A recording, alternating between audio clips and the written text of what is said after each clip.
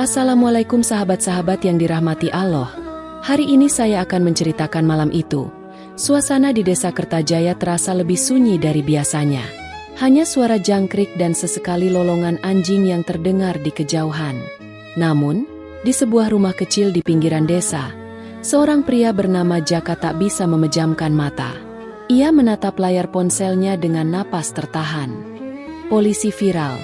Misteri babi ngepet. Namun sebelumnya saya sarankan untuk menuliskan sholawat Nabi Muhammad agar kelak sholawat ini menjadi saksi untuk mendapat syafaat di akhirat. Like dan subscribe ke channel ini sangat membantu menyebarkan dakwah Islam dan menjadi amal jariah. Malam itu, suasana di Desa Kertajaya terasa lebih sunyi dari biasanya. Hanya suara jangkrik dan sesekali lolongan anjing yang terdengar di kejauhan. Namun, di sebuah rumah kecil di pinggiran desa, seorang pria bernama Jaka tak bisa memejamkan mata. Ia menatap layar ponselnya dengan napas tertahan. Di grup pesan warga, sebuah video mendadak viral. Rekaman itu menunjukkan sesosok makhluk berbulu hitam berkeliaran di sekitar rumah salah satu warga. Matanya merah menyala, tubuhnya kecil seperti babi, tetapi gerakannya aneh, seolah bukan hewan biasa. Jaka memperbesar layar ponselnya. Dalam rekaman, terdengar suara panik warga yang berusaha menangkap makhluk itu. Ada yang berteriak, ada yang mengucap istighfar berulang kali. Tiba-tiba, makhluk itu berlari ke arah semak-semak dan menghilang begitu saja. Inikah babi ngepet yang selama ini dibicarakan? Gumam Jaka. Selama beberapa bulan terakhir, warga Desa Kertajaya resah. Banyak yang mengaku kehilangan uang secara misterius. Tabungan yang disimpan di lemari lenyap tanpa jejak. Padahal rumah terkunci rapat. Beberapa pedagang mengeluh omzet mereka berkurang drastis. Seolah ada yang menghisap rezeki mereka secara gaib. Salah satu warga, Pak Rahmat, bersikeras bahwa ini ulah babi ngepet. Ia bercerita bahwa dulu, di desa sebelah, pernah ada kejadian serupa. Seekor babi misterius tertangkap dan berubah menjadi manusia setelah dibunuh. Aku harus melaporkan ini ke polisi, pikir Jaka. Ia bergegas mengenakan jaket dan berlari menuju rumah kepala desa. Malam itu, tanpa mereka sadari, sesuatu sedang mengawasi dari balik kegelapan. Tunggu perintah, lanjutkan. Untuk melanjutkan ke bab berikutnya, Jaka berlari di jalan desa yang gelap. Hanya ditemani cahaya remang-remang dari lampu jalan yang berkelip lemah. Napasnya memburu saat ia tiba di rumah kepala desa, Pak Surya. Ia mengetuk pintu beberapa kali sebelum akhirnya pintu terbuka. Pak Surya, seorang pria parubaya dengan sorot mata penuh wibawa, memandangnya dengan kening berkerut. Ada apa, Jaka? Tengah malam begini? Tanyanya dengan suara serak. Jaka mengangkat ponselnya, memperlihatkan video yang baru saja viral di grup pesan warga. Pak Surya memperhatikannya dengan saksama. Astagfirullah. Jadi, mereka benar-benar melihatnya malam ini, gumamnya. Jaka mengangguk. Warga panik. Pak, banyak yang kehilangan uang secara misterius. Bisa jadi ini ulah babi ngepet. Pak Surya menarik napas panjang. Ia memang pernah mendengar kisah mistis tentang babi ngepet. Tetapi ia tak pernah mengira hal semacam ini akan terjadi di desanya sendiri. Kita harus lapor ke polisi, ucapnya mantap. Tak lama kemudian, mereka menuju kantor polisi kecil di pusat desa. Meski sudah larut malam, mereka tahu ini bukan sesuatu yang bisa ditunda. Di kantor polisi, seorang petugas muda bernama Bayu menerima laporan mereka dengan ekspresi skeptis. Ia mendengarkan cerita Jaka dan Pak Surya sambil sesekali melirik layar ponsel yang menampilkan video viral itu. Pak, maksud saya, ini mungkin cuma babi hutan biasa, ucap Bayu sambil menggaruk kepalanya. Atau bisa jadi video editan. Pak Surya menggeleng. Kalau cuma hewan biasa, kenapa tiba-tiba menghilang begitu saja? Dan kenapa setiap kali ada laporan tentang makhluk ini, warga selalu kehilangan uang? Bayu terdiam sejenak. Ia memang sering mendengar cerita rakyat tentang babi ngepet. Tetapi sebagai polisi, ia lebih percaya pada bukti nyata dibanding hal-hal mistis. Kami akan menyelidiki. Akhirnya Bayu berkata, saya akan meminta izin atasan untuk melakukan patroli malam ini. Pak Surya dan Jaka saling bertukar pandang. Mereka berharap polisi benar-benar serius menangani ini. Tanpa mereka sadari, di sudut jalan gelap yang mengarah ke desa, sepasang mata merah mengintai dalam keheningan. Malam semakin larut.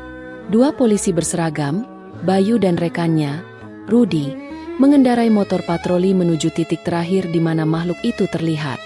Udara terasa lebih dingin dari biasanya, dan suara jangkrik mendadak menghilang, seakan malam menahan napas. Pak Surya dan Jaka mengikuti dari belakang, berjalan kaki dengan senter di tangan.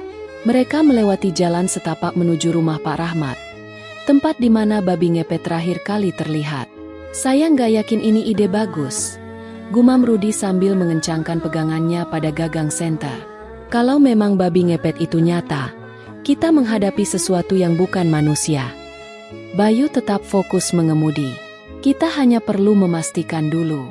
Kalau ini ulah orang yang menyamar, kita bisa menangkapnya. Setibanya di rumah Pak Rahmat, mereka mengetuk pintu beberapa kali sebelum seorang pria tua membuka dengan wajah tegang. Pak Rahmat, kami ingin bertanya soal kejadian tadi malam, ujar Bayu. Pak Rahmat mengangguk dan mempersilakan mereka masuk. Di dalam rumah, suasananya terasa suram. Lampu temara menerangi ruangan, dan di sudut rumah, istri Pak Rahmat duduk dengan wajah cemas. Kalian lihat sendiri di video itu, kan? Pak Rahmat berkata dengan suara rendah. Saya melihatnya lebih dekat. Matanya merah menyala, dan saat saya berusaha mengejarnya, makhluk itu berlari ke arah kebun belakang. Jaka menelan ludah, lalu tiba-tiba menghilang. Pak Rahmat mengangguk pelan. Ya. Tidak ada jejak, tidak ada suara. Seperti lenyap begitu saja. Bayu menghela napas. Baik, kami akan patroli di sekitar sini. Kalau ada yang mencurigakan, segera hubungi kami. Mereka keluar dari rumah dan mulai menyusuri kebun di belakang. Angin berembus pelan, membawa aroma tanah basah yang bercampur dengan bau daun kering. Rudi menyorotkan senternya ke sekitar. Semoga kita nggak ketemu apa-apa. Tiba-tiba, suara langkah kecil terdengar di semak-semak. Semua terdiam. Bayu memberi isyarat kepada yang lain untuk tetap diam. Perlahan, ia melangkah mendekati sumber suara. Tiba-tiba, sesuatu melesat keluar dari balik semak-semak. Senter Rudi langsung menyorot ke arah sosok itu. Mata mereka membelalak. Di depan mereka, berdiri seekor babi hitam dengan mata merah menyala. Dan yang paling mengejutkan, di lehernya terdapat sebuah ikat kain merah, seolah seseorang telah mengikatnya dengan sengaja. Makhluk itu menatap mereka, seolah tahu bahwa malam ini ia sedang diburu. Tunggu perintah, lanjutkan, untuk melanjutkan ke bab berikutnya. Bayu dan Rudi terpaku di tempat. Napas mereka tertahan saat menatap sosok babi hitam dengan mata merah menyala. Cahaya senter yang menyorot ke arahnya membuat bayangan panjang terbentuk di tanah. Makhluk itu tidak bergerak, hanya menatap mereka dengan sorot mata tajam yang terasa lebih cerdas dari hewan biasa. Lihat ikat kain di lehernya, bisik Rudi. Suaranya bergetar. Ini jelas bukan babi hutan biasa. Pak Surya menggenggam senter lebih erat. Kalau benar ini babi ngepet, kita tidak boleh lengah. Tiba-tiba, tanpa peringatan, babi itu berlari dengan kecepatan yang tidak wajar, menerobos semak-semak dan mengarah ke dalam hutan. Kejar! Teriak Bayu. Mereka berempat langsung berlari, menerobos dedaunan yang basah oleh embun malam. Langkah mereka terdengar jelas di tanah yang berdebu, tetapi suara langkah babi itu jauh lebih cepat. Setiap kali mereka hampir mendekat, makhluk itu selalu berbelok tajam, membuat mereka kehilangan arah. Ini aneh, teriak Jaka sambil berusaha mengimbangi kecepatan larinya. Babi biasa tidak mungkin secepat ini. Bayu tetap fokus, mengarahkan senter ke depan. Cahaya sekilas menangkap bayangan babi itu yang terus melaju tanpa lelah. Tetapi ada yang lebih aneh lagi. Setiap kali senter mengenai tubuhnya, seakan ada kilatan samar, seperti bayangan yang hampir tak kasat mata. Ada yang tidak beres. Pak Surya berseru, makhluk ini bukan sekadar babi. Tiba-tiba, babi itu berhenti di tengah jalan setapak. Ia menoleh ke belakang, seolah ingin memastikan bahwa mereka masih mengikutinya. Rudy mengangkat pentungan polisi, bersiap untuk memukulnya. Aku akan menangkapnya. Tetapi sebelum Rudy bisa bergerak, babi itu mengangkat kepalanya ke langit, mengeluarkan suara melengking yang tidak mungkin berasal dari seekor babi biasa. Suara itu bergema di seluruh hutan, membuat daun-daun di pepohonan bergetar. Lalu, dalam sekejap mata, tubuhnya bergetar hebat sebelum berubah menjadi kabut hitam yang lenyap di udara. Mereka semua terdiam. Hanya suara angin yang tersisa, membisikkan sesuatu yang dingin di telinga mereka. Makhluk itu telah menghilang. Tetapi sebelum mereka bisa berpikir lebih jauh, tiba-tiba terdengar suara langkah kaki dari belakang mereka. Langkah kaki manusia. Mereka berbalik dengan cepat. Di ujung jalan setapak, berdiri seorang pria yang tak mereka kenal. Wajahnya tersembunyi di balik kegelapan, tetapi mata tajamnya menatap mereka dengan penuh arti. Dan yang lebih mengerikan, di leher pria itu, terikat kain merah yang sama dengan yang ada di leher babi tadi. Bayu dan Rudy segera memasang posisi siaga. Cahaya senter mereka menyorot wajah pria itu, tetapi anehnya, bayangannya tidak terbentuk di tanah. Jaka menelan ludah. "Siapa dia?" bisiknya pelan. Pria itu melangkah maju dengan tenang. Wajahnya kini lebih jelas terlihat, pucat, dengan mata yang dalam dan menatap tajam seolah bisa membaca isi hati mereka. Lehernya masih terikat kain merah, mirip dengan yang ada di leher babi tadi. Pak Surya maju selangkah. "Siapa kau?" tanyanya dengan suara tegas. Pria itu tidak langsung menjawab. Ia hanya menyeringai tipis, membuat suasana semakin mencekam. Kemudian, dengan suara yang dalam dan serak, ia berkata, "Apa yang kalian cari malam ini?" Jaka merasa tengkuknya meremang. "Kami sedang menyelidiki sesuatu," jawabnya dengan hati-hati. Pria itu terkekeh pelan. "Sesuatu? Atau seseorang?" Rudy mengepalkan tangan. "Kami mengejar seekor babi yang masuk ke hutan ini. Kau melihatnya?" Senyuman pria itu melebar, tetapi ada sesuatu yang dingin dalam sorot matanya. "Babi? Ah, mungkin kau salah lihat. Tidak ada babi di sini." Bayu melirik kain merah di lehernya. Ia merasa ada sesuatu yang tidak beres. "Kain yang kau pakai," katanya dengan nada waspada. "Dari mana kau mendapatkannya?" Pria itu menunduk, meraba kain merah di lehernya, lalu tertawa kecil. "Oh, ini." Ia memainkannya dengan jari, seakan itu hal yang sepele. "Ini hanya kain biasa, atau mungkin bukan." Tiba-tiba, udara di sekitar mereka berubah. Angin yang tadinya tenang kini berembus lebih dingin, membawa aroma aneh yang menusuk hidung, seperti bau tanah basah bercampur darah. Pak Surya merasakan sesuatu yang tidak beres. "Kita pergi dari sini," bisiknya pelan kepada yang lain. Tetapi sebelum mereka bisa bergerak, pria itu tiba-tiba melangkah lebih dekat. Tatapannya berubah tajam, dan suaranya terdengar lebih dalam. "Kalian seharusnya tidak ada di sini malam ini." Lalu, seketika itu juga, lampu senter mereka berkedip-kedip sebelum padam bersamaan. Kegelapan menelan mereka semua. Dan dalam gelap, terdengar suara bisikan samar, seperti seseorang yang tertawa pelan, tetapi berasal dari segala arah. Bayu meraba-raba di dalam kegelapan. Lampu senternya tiba-tiba mati tanpa alasan yang jelas. Begitu juga dengan senter Pak Surya, Rudy, dan Jaka. Satu-satunya yang terdengar hanyalah suara napas mereka yang berat, bercampur dengan desiran angin yang terasa lebih dingin dari sebelumnya. Lalu, suara itu terdengar lagi. Sebuah bisikan halus yang bergaung di sekitar mereka. Tidak berasal dari satu titik, tetapi seakan memenuhi udara di segala arah. "Kalian tidak seharusnya ada di sini." Bayu menahan napas. Suara itu bukan berasal dari pria tadi. Suaranya jauh lebih dalam, lebih mengerikan, dan terasa menusuk hingga ke tulang. Pak Surya merogoh sakunya dengan cepat, mengambil korek api lalu menyalakannya. Nyala api kecil itu cukup untuk menerangi sekitar mereka, tetapi pria berikat kain merah tadi sudah tidak ada. Begitu saja. Kemana dia?" desis Rudy, Matanya liar mencari-cari dalam gelap. Bayu merasakan sesuatu mengawasi mereka. Entah dari mana, tapi kehadiran itu begitu kuat. "Kita harus keluar dari sini," katanya cepat. "Ini bukan tempat yang aman." Jaka mengangguk, lalu meraih ponselnya dan mencoba menyalakan lampu. Anehnya, layar ponselnya berkedip sebentar, kemudian mati total. "Ini tidak mungkin," gumamnya panik. "Baterai penuh tadi." Pak Surya menelan ludah. "Ada yang mengganggu listrik di sekitar kita." Tiba-tiba, semak-semak di sekitar mereka berguncang. Ada sesuatu yang bergerak. Bukan hanya satu, tapi banyak. Mata Bayu menangkap bayangan yang bergerak cepat di antara pepohonan. Sejenak, ia melihat sesuatu yang membuat darahnya berdesir.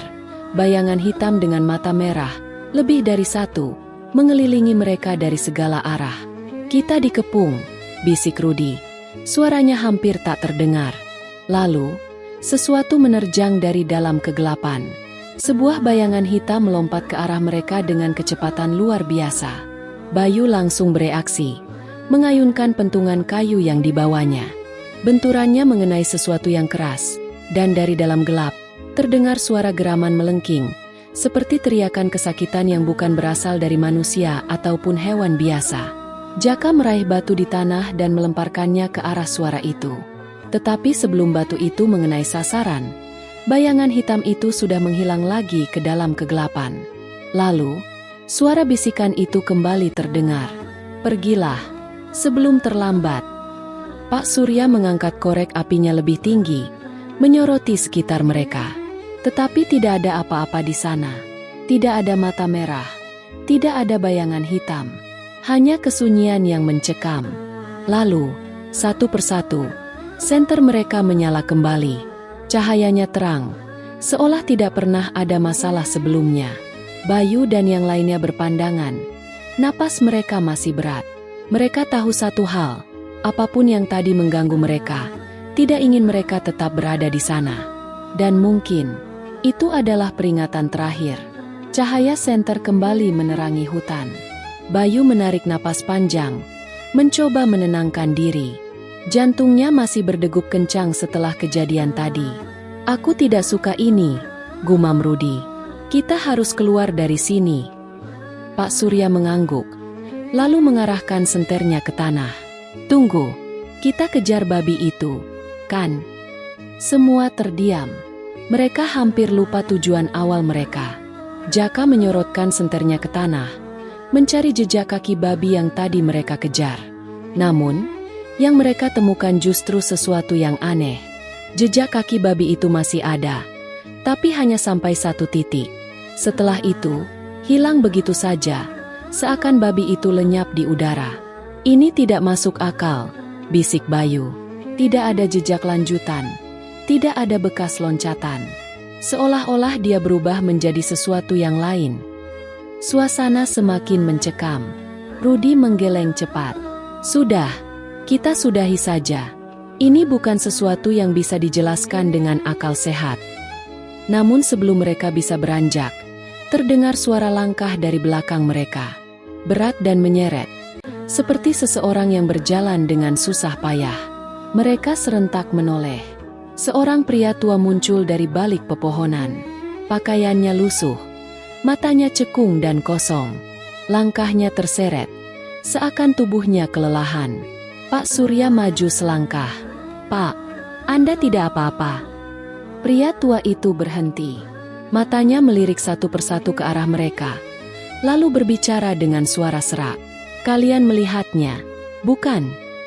Jaka menelan ludah. "Melihat apa, Pak?"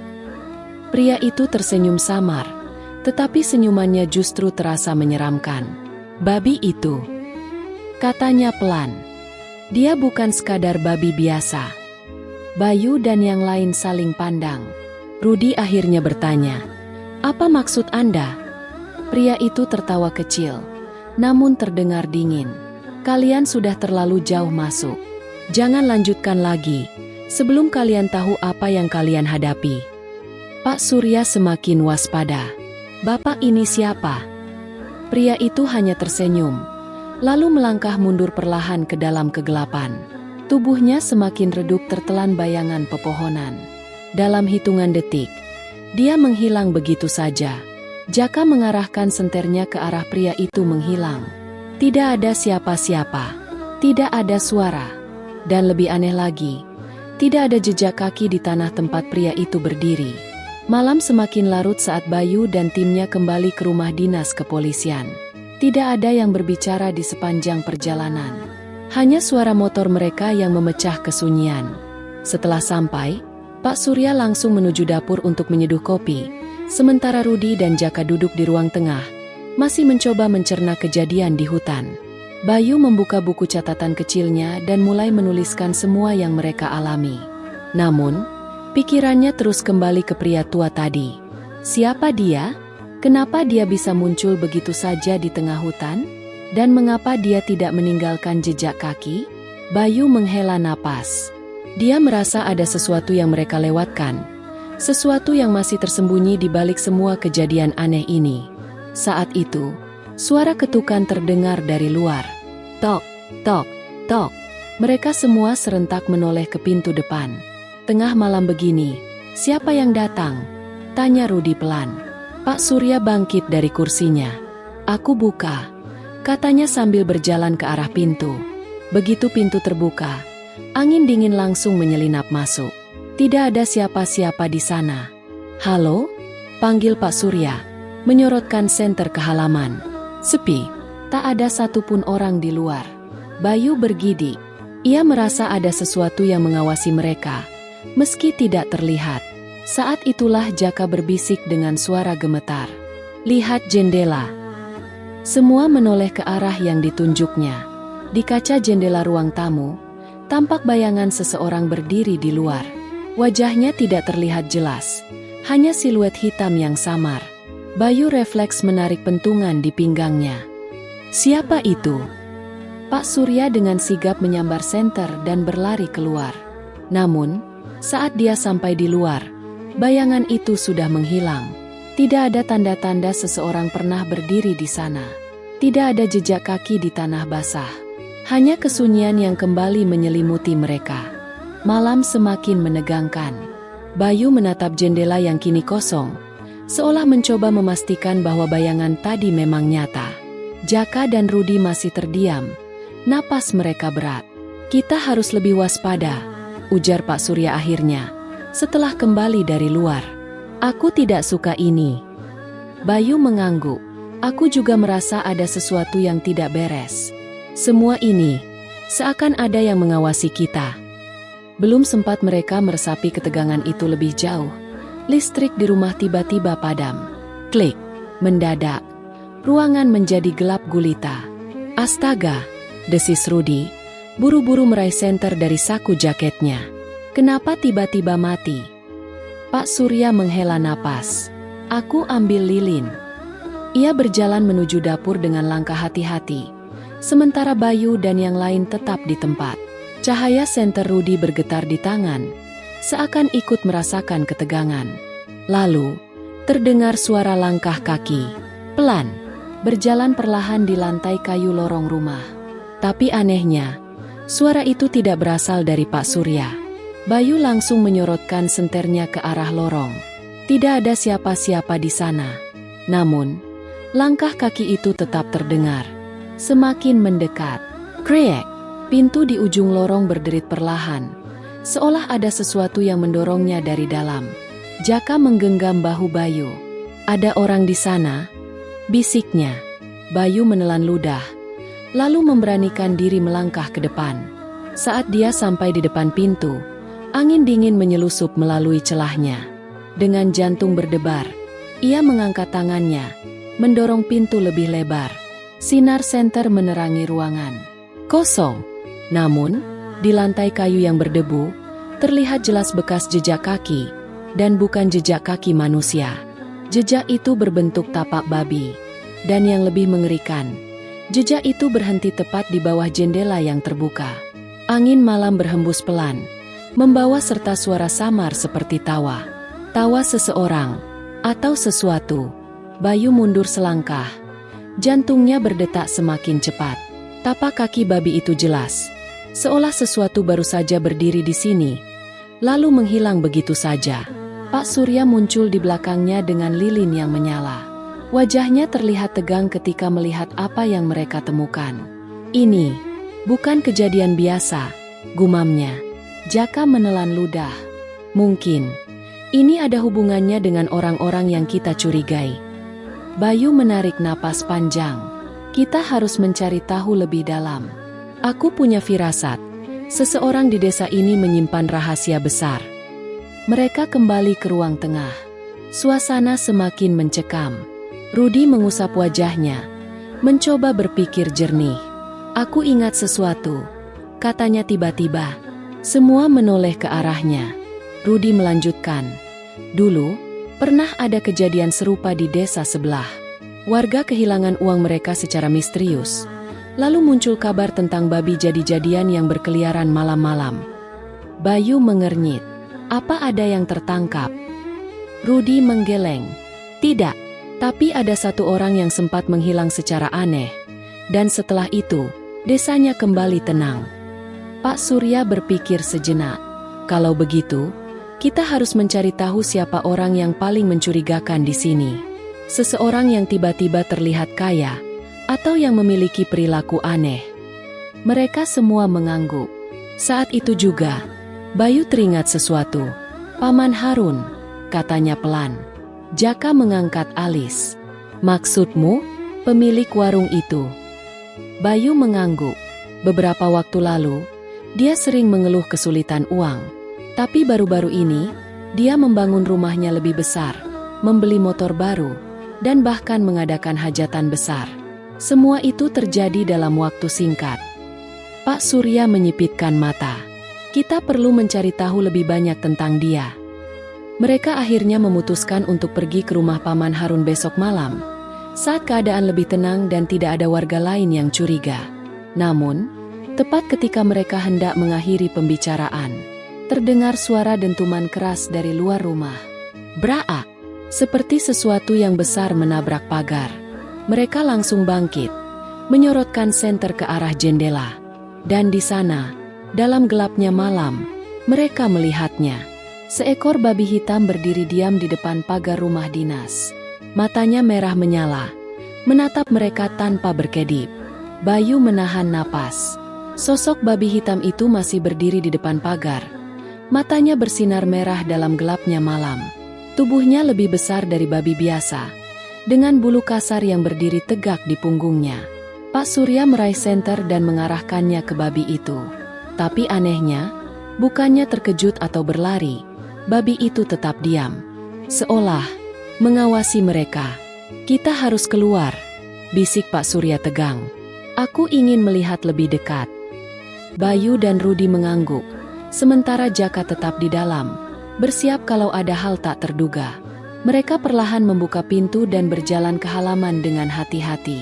Angin malam berhembus dingin, membawa aroma tanah basah yang anehnya bercampur dengan bau busuk. Babi itu tetap di tempatnya.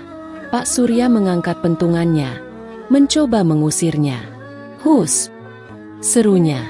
Babi itu tidak bergerak. Malah, ia mengeluarkan suara mendengus pelan, lalu tersenyum. Bayu tercekat. Apa yang baru saja dia lihat? Seekor babi. Tersenyum? Seketika, babi itu berlari dengan kecepatan luar biasa ke arah semak-semak di tepi rumah. Kejar! Teriak Bayu. Mereka bertiga langsung berlari. Babi itu lincah, melompat melewati pagar kayu dengan mudah. Bayu dan Pak Surya mengejarnya ke dalam gang sempit di belakang rumah. Sementara Rudi berlari memutar ke arah lain untuk memotong jalannya. Nafas mereka memburu. Jejak babi itu terlihat jelas di tanah basah. Tetapi semakin jauh mereka mengejar, semakin samar jejak itu. Tiba-tiba, Rudi berteriak dari ujung gang. Di sini, aku melihatnya masuk ke rumah Paman Harun. Bayu dan Pak Surya segera berlari ke arah Rudi. Mereka berhenti di depan rumah Paman Harun. Lampu rumah itu padam, hanya tersisa cahaya redup dari dalam. Apa benar dia masuk ke sini? Tanya Bayu dengan napas terengah. Rudi mengangguk yakin. Aku melihatnya dengan jelas. Pak Surya mengetuk pintu rumah dengan keras. "Paman Harun, buka pintunya." Tidak ada jawaban. Mereka mencoba mendengarkan, dan terdengar suara langkah kaki tergesa-gesa di dalam rumah. "Lihat jendelanya," bisik Rudi. Bayu menoleh ke jendela samping. Dalam temaram cahaya, dia melihat sesuatu bergerak di dalam rumah. Seseorang, atau sesuatu. Pak Surya mengeluarkan borgolnya. "Kalau dia tidak mau membuka pintu, kita dobrak." Mereka menyiapkan diri. Dan sebelum mereka sempat bergerak, pintu rumah itu terbuka sendiri dengan suara berderit. Di dalamnya, suasana lebih gelap dari yang mereka bayangkan. Dan di tengah kegelapan itu, mereka melihat sepasang mata merah, menatap langsung ke arah mereka. Bayu menelan ludah. Sepasang mata merah itu masih menatap dari dalam rumah. Cahaya remang dari lampu jalan memantulkan sosok samar di dalam, tapi tidak cukup jelas untuk melihat siapa atau apa yang ada di sana. Pak Surya mengangkat pentungannya, melangkah lebih dekat. "Siapa di dalam?" "Paman Harun." Tidak ada jawaban. Hanya suara napas berat yang terdengar dari dalam rumah. Jaka akhirnya memberanikan diri menyorotkan senter ke arah sumber suara. Begitu cahaya menerangi ruangan, mereka semua terkejut. Di tengah ruangan, Paman Harun terduduk lemas di lantai. Napasnya tersengal, tubuhnya gemetar, bajunya basah oleh keringat. Namun yang paling mencengangkan adalah sepasang matanya masih bersinar merah. Rudi mundur selangkah. "Allahu Akbar." Bayu berusaha tetap tenang. "Paman Harun, apa yang terjadi padamu?" Paman Harun tidak menjawab. Tangannya mencakar lantai, seolah berusaha menahan sesuatu di dalam tubuhnya. Bibirnya bergerak, tapi yang keluar bukan suara manusia, melainkan suara dengusan rendah, seperti babi yang sedang marah. Pak Surya berjongkok, menatapnya tajam. "Paman, ini ada hubungannya dengan babi ngepet, bukan?" Tubuh Paman Harun menegang. Tangan kasarnya menggenggam lengan Pak Surya dengan erat. "Lari!" bisiknya lemah. "Lari, sebelum dia datang." Seketika, lampu di rumah itu padam. Ruangan berubah gelap gulita. Dan dari luar, terdengar suara gemuruh yang aneh. Bayu merasakan bulu kuduknya berdiri. "Apa itu?" Pak Surya bergerak cepat, meraba-raba untuk mencari sumber cahaya. Rudi mengaktifkan senter ponselnya. Saat cahaya kembali menyinari ruangan, Paman Harun sudah tidak ada di tempatnya. Hanya tersisa bekas cakaran di lantai kayu dan bau aneh yang menyengat. Di luar rumah, angin bertiup kencang. Daun-daun kering beterbangan. Bayu menatap ke halaman. Dalam cahaya remang, ia melihat sesuatu berdiri di tengah jalan. Sosok itu lebih besar dari babi yang mereka lihat sebelumnya. Kulitnya hitam pekat, lebih menyerupai bayangan daripada makhluk hidup. Matanya bersinar merah menyala, jauh lebih menyeramkan dari yang sebelumnya. Makhluk itu tidak bergerak, hanya menatap mereka, seakan menunggu sesuatu. Pak Surya mencengkeram pentungannya lebih erat. "Ini sudah di luar dugaan." Jaka berbisik dengan suara gemetar. "Kita harus pergi dari sini sekarang." Bayu setuju. Nalurinya mengatakan sesuatu yang buruk akan terjadi jika mereka tetap di sini lebih lama. Namun saat mereka hendak mundur, makhluk itu bergerak, bukan berlari ke arah mereka, melainkan berjalan pelan ke arah rumah Pak Surya. Dan yang lebih mengerikan lagi, di belakangnya muncul sosok lain. Sosok-sosok dengan mata merah yang mulai bermunculan dari kegelapan. Bayu menahan napas. Sosok-sosok itu semakin banyak, muncul dari balik pepohonan, gang sempit, dan bayangan gelap di sudut desa. Mata mereka bersinar merah, tubuh mereka tertutup bulu hitam pekat, tapi bentuknya aneh, tidak sepenuhnya babi, tidak pula sepenuhnya manusia. Rudi mencengkeram lengan Jaka. "Ini bukan babi biasa." Pak Surya berdiri tegak di depan mereka, pentungan di tangan siap digunakan. "Tetap di belakangku. Kita harus masuk ke rumah sekarang." Tapi sebelum mereka bisa bergerak, makhluk-makhluk itu mulai berjalan mendekat. Langkah mereka pelan, seakan sengaja memberi waktu untuk meresapi ketakutan yang mereka sebarkan. Salah satu dari mereka membuka mulut, dan suara manusia terdengar dari sana. "Pergi!" Bayu membelalak. Apa dia bicara? Makhluk itu melangkah lebih dekat. Bentuk wajahnya perlahan berubah, seakan sesuatu di dalamnya ingin keluar. Dari kulitnya yang berbulu, wajah manusia mulai tampak samar, wajah yang dikenalnya. "Paman Harun," bisik Jaka ngeri. Makhluk itu tertawa pelan, suaranya berat dan dalam. "Sudah kubilang, lari." Pak Surya tidak tinggal diam. Dengan gerakan cepat, ia mengayunkan pentungannya ke arah makhluk itu. Tapi sesuatu yang mustahil terjadi. Pentungannya menembus tubuh makhluk itu seperti bayangan, seakan tak mengenai apapun. Makhluk-makhluk lain mulai bergerak. Mereka tidak menyerang, tapi semakin mendekat, mengepung dari segala arah. Rudi mundur selangkah. "Pak Surya, apa yang harus kita lakukan?" Pak Surya tidak menjawab. Wajahnya tegang, matanya meneliti situasi. Tiba-tiba, suara azan berkumandang dari masjid desa. Seketika, makhluk-makhluk itu berhenti. Mata mereka yang merah menyala tampak meredup. Tubuh mereka gemetar, seperti merasakan sesuatu yang menyakitkan. Dan dalam sekejap, mereka semua menghilang. Bayu terengah, berusaha memahami apa yang baru saja terjadi. Jaka menatap ke sekeliling dengan bingung. Kemana mereka pergi? Pak Surya masih dalam posisi siaga, meski ketegangan di wajahnya sedikit mereda. Mereka tidak bisa bertahan lama saat mendengar suara azan. Rudi mengusap wajahnya. "Kalau begitu, kita harus cari tahu siapa yang ada di balik semua ini sebelum mereka kembali lagi." Bayu menatap rumah Paman Harun yang kini kosong dan sunyi. Mereka tahu, teror ini belum berakhir. Bayu masih merasakan tubuhnya gemetar. Sosok-sosok bermata merah itu memang sudah menghilang, tapi hawa dingin yang mereka tinggalkan masih menyelimuti malam. Pak Surya segera mengambil tindakan. "Kita harus periksa desa. Jika benar mereka masih ada, kita harus mencari tahu siapa dalangnya." Rudi mengangguk. "Kita mulai dari rumah Paman Harun." Mereka melangkah pelan, menyusuri jalanan desa yang kembali sunyi. Tak ada satupun warga yang keluar rumah, seolah mereka semua tahu ada sesuatu yang sedang terjadi. Sesampainya di rumah Paman Harun, mereka mendorong pintu yang sudah terbuka sejak tadi. Bayu merasakan sesuatu yang ganjil.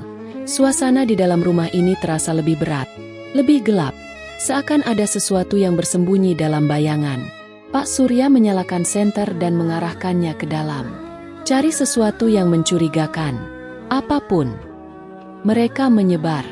Bayu melangkah ke ruang tengah, memperhatikan setiap sudut. Jaka membuka lemari kayu di pojok ruangan, sementara Rudi meneliti rak buku yang berdebu. "Lihat ini." Suara Jaka terdengar tegang. Mereka bergegas mendekat. Di lantai, di balik lemari, ada sebuah kain hitam dengan simbol-simbol aneh yang digambar dengan tinta merah. Beberapa lilin yang sudah meleleh berserakan di sekitarnya. Rudi menelan ludah. "Ini semacam ritual." Pak Surya berjongkok, memeriksa lebih dekat. "Bukan sembarang ritual. Ini pemanggilan." Bayu mengerutkan dahi. "Pemanggilan apa?" Pak Surya menarik napas dalam. "Makhluk yang kita lihat tadi, mereka tidak muncul begitu saja. Seseorang telah memanggil mereka." Mereka saling berpandangan. Jika makhluk-makhluk itu dipanggil, berarti ada seseorang yang mengendalikan mereka. Tapi siapa? Dan untuk tujuan apa? Jaka tiba-tiba teringat sesuatu. "Tunggu. Bukankah Paman Harun selalu menghilang setiap malam-malam tertentu? Bisa jadi dia yang melakukan ini." Rudi menggeleng cepat. "Tapi tadi dia memperingatkan kita untuk lari. Seperti ada sesuatu yang lebih besar yang mengendalikan dirinya juga." Pak Surya berdiri. Wajahnya tampak semakin serius. "Hanya ada satu cara untuk memastikan. Kita harus menemukan Paman Harun sebelum malam kembali tiba." Bayu menggigit bibir. "Dan kalau kita tidak berhasil?" Pak Surya menatapnya tajam. "Maka desa ini tidak akan pernah sama lagi." Di ruang interogasi kantor polisi desa, suasana terasa berat. Bayu, Jaka, dan Rudi duduk di seberang seorang pria yang wajahnya tertutup keringat. Lelaki itu adalah Sarman, warga yang selama ini dikenal pendiam dan rajin beribadah. Namun malam ini, di bawah tatapan tajam para polisi, Sarman tampak seperti seseorang yang baru saja kehilangan kendali atas dirinya sendiri. "Pak Sarman, tadi kami menemukan sesuatu di belakang rumahmu," ucap Bayu. Suaranya tenang namun menekan. Jejak kaki yang aneh, berubah dari kaki manusia menjadi tapak binatang. "Kau bisa jelaskan?" Sarman menelan ludah. Tangan kasarnya gemetar di atas meja. Ia melirik ke jendela, seakan berharap seseorang datang menolongnya. Namun di luar sana, hanya ada kesunyian dan angin malam yang bertiup pelan. Aku tidak tahu apa-apa," gumamnya. "Mungkin itu hanya kebetulan." Jaka mendekatkan tubuhnya ke meja. "Kebetulan? Kau pikir kami akan percaya? Kau tahu sendiri babi ngepet itu bukan sekadar mitos di desa ini.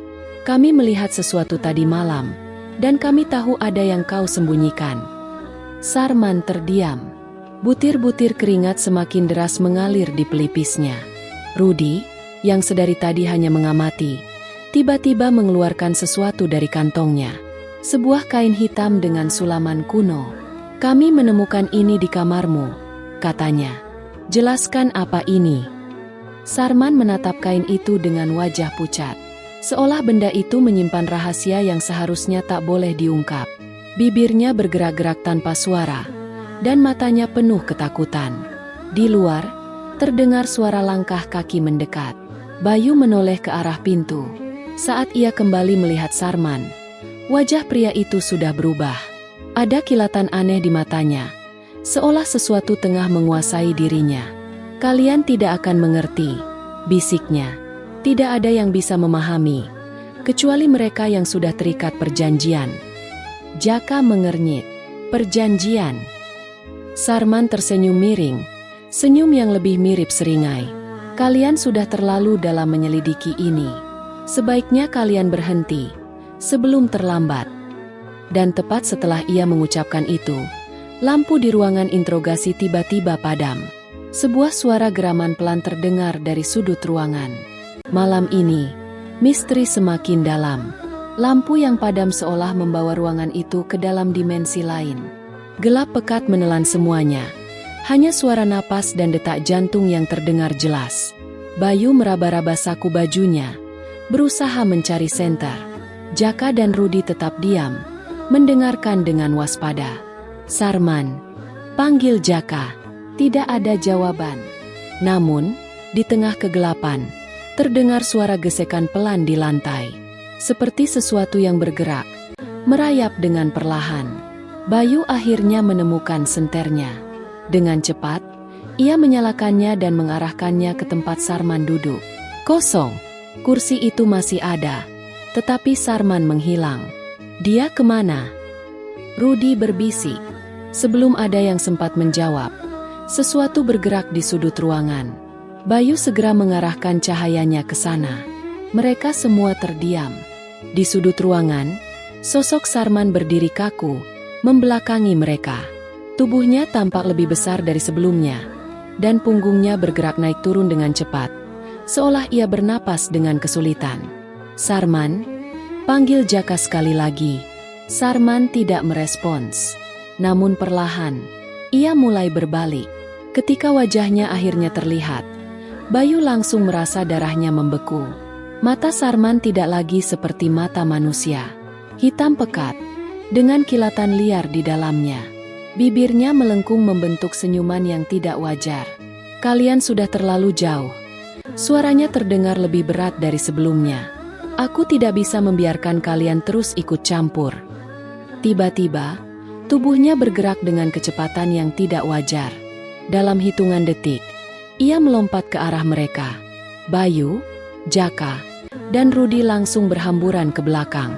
Meja di tengah ruangan terbalik, dan senter yang dipegang Bayu jatuh ke lantai. Suasana semakin kacau. Dari luar, terdengar suara orang-orang berteriak. Bayu meraih kembali senternya dan mengarahkannya ke Sarman. Namun, yang ia lihat bukan lagi seorang manusia. Di hadapan mereka, berdiri sesuatu yang seharusnya tidak ada di dunia ini.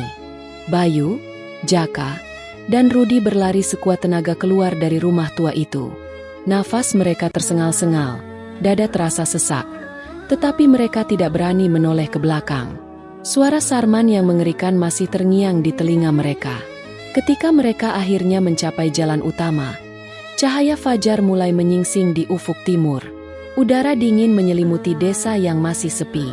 Tiba-tiba, suara azan subuh berkumandang dari masjid kecil di ujung jalan. Suara itu menggema, menyapu kegelapan yang tadi begitu menyesakkan. Seiring dengan azan itu, suasana mencekam yang mereka rasakan perlahan menghilang. Jaka menoleh ke belakang. Rumah tua itu kini tampak seperti biasa, tak lagi menyeramkan. Seolah semua yang terjadi tadi hanyalah ilusi. Sarman, sosok yang tadi berubah menjadi sesuatu yang bukan manusia, kini berdiri di depan rumah dengan tatapan kosong. Kemudian, tubuhnya perlahan melemah dan ia jatuh tersungkur ke tanah. Mereka segera berlari mendekat. "Sarman," panggil Bayu. Pria itu membuka matanya. Wajahnya kembali seperti semula, tetapi terlihat lelah. Air mata mengalir di pipinya. Aku tidak tahu apa yang terjadi." Suaranya bergetar. "Aku hanya ingin lebih berkuasa, dan aku terjerumus." Jaka berlutut di sampingnya. "Allah masih memberimu kesempatan. Sar, kembalilah ke jalannya." Sarman menangis semakin keras, seakan kesadarannya baru kembali. Hikmah dari kisah ini, mereka semua duduk di masjid setelah sholat subuh, mendengar ceramah dari seorang ustaz. "Hidup ini penuh dengan godaan," kata ustaz itu. "Banyak orang yang mengejar kekuasaan dan harta, bahkan rela mengorbankan keimanan mereka. Padahal Allah telah memperingatkan dalam Al-Quran, barang siapa yang berpaling dari peringatanku, maka sesungguhnya baginya penghidupan yang sempit dan kami akan menghimpunkannya pada hari kiamat dalam keadaan buta." Quran Surat Taha 124. Sarman menundukkan kepala. Ayat itu seakan ditujukan langsung kepadanya. "Apa yang terjadi padamu adalah peringatan," lanjut ustaz. "Kembalilah kepada Allah, mohonlah ampunannya, sebab Dia Maha Pengampun bagi hambanya yang benar-benar bertaubat." Malam yang kelam telah berlalu. Kini, sinar mentari menerangi desa itu kembali. Dan bagi Sarman, ini adalah awal perjalanan barunya, meninggalkan kegelapan dan kembali ke cahaya iman. Hikmah dari cerita ini adalah bahwa keserakahan dan jalan pintas menuju kekayaan yang tidak diridai Allah hanya akan membawa kehancuran. Rezeki yang halal, meski sedikit, lebih bernilai daripada harta yang didapat dengan cara yang batil. Sebagaimana firman Allah dalam Al-Quran, "Dan janganlah sebagian kamu memakan harta sebagian yang lain di antara kamu dengan jalan yang batil, dan janganlah kamu membawa urusan harta itu kepada hakim, supaya kamu dapat memakan sebagian dari harta benda orang lain itu dengan jalan berbuat dosa, padahal kamu mengetahui." Quran Surat Al-Baqarah 188. Cerita ini adalah fiktif, dibuat menyerupai kejadian nyata agar bisa diambil hikmahnya. Terima kasih telah menyimak cerita ini sampai akhir. Jika kalian menyukai ceritanya, jangan lupa untuk like, komentar, dan subscribe agar tidak ketinggalan kisah menarik lainnya.